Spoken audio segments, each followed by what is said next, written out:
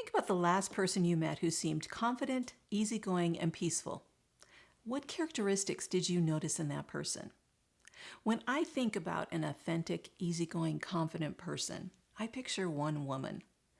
She was older, small, but with a large smile for everyone. Physically weak, she had a kind voice.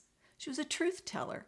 She was present with you in all circumstances. She came across as unhurried, calm, realistic, joy-filled, and content. After I got to know her a little bit more and heard some of her story, I continued to observe her interactions with others. In every case, she exhibited the same characteristics. She was the same with everyone and in all circumstances. She was authentic to herself. What does it mean to be free to be authentic? Here are some synonyms for authentic that I found. Genuine, real, legitimate, original, honest, faithful, and the real deal. As I thought about it, these additional descriptors describe this woman perfectly. Quietly confident, she responded gently and peacefully to those around her.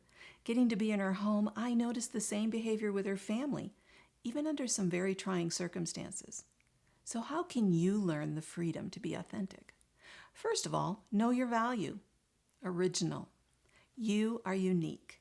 Even if you are an identical twin, there is something about you that no one else has.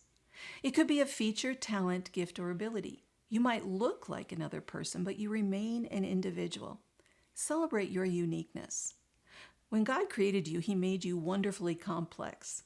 Those complexities provide richness to your life and all those you meet and interact with. Your rough edges invite you to grow and learn, to become all you were created to be. You and I live small when we try to live someone else's life, to become like them. We can't because they're unique too, even to dress like them, talk like them, and follow their dreams. In those choices, you rarely find fulfillment and joy because that's not following your uniqueness. Today, I encourage you to value being the authentic, real, original you. The second thing is to understand your place. You aren't alive today by mistake. I used to think that I had been born in the wrong time and place because I loved so many things from early in the 1900s. However, those ideas I entertained were formed from idealizing a certain life. The truth is that life was brutal then, filled with many of the same struggles we face today, and not quite as rosy as I had imagined. God placed you here at this time for a specific reason. We see a great example of this in the book of Esther in the Bible. In this book, we see a Jewish slave girl brought to her captor's palace for the express purpose of pleasing the king sexually.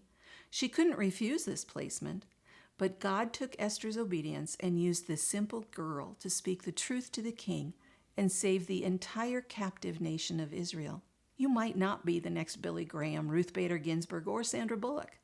That's good, because they aren't you. Where has God placed you? Your authenticity allows God to bless others through you and enrich your relationship with Him in the process. Number 3, treasure your purpose. Pastor Greg Surratt says, if you have a pulse, you have a purpose. And I laughed when I heard that. You are God's masterpiece, made in order to show His goodness and redemption to others. Your purpose today is to do what is before you. Use your understanding of your value, where you are, the connections you have, and your circumstances to show others something about God and His goodness in your life. Being authentic draws others to you. They see something in you that appeals and they want it. When you authentically live out your purpose, you are free to be you. Practicing authenticity requires freedom from caring what others people think, but it also makes us vulnerable.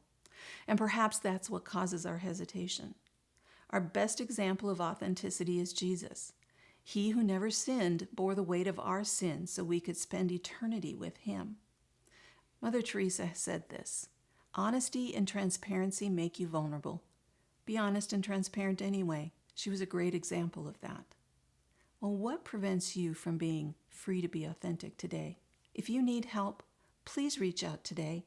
Hop on over to KirstenDSamuel.com and click the blue button. Let's talk.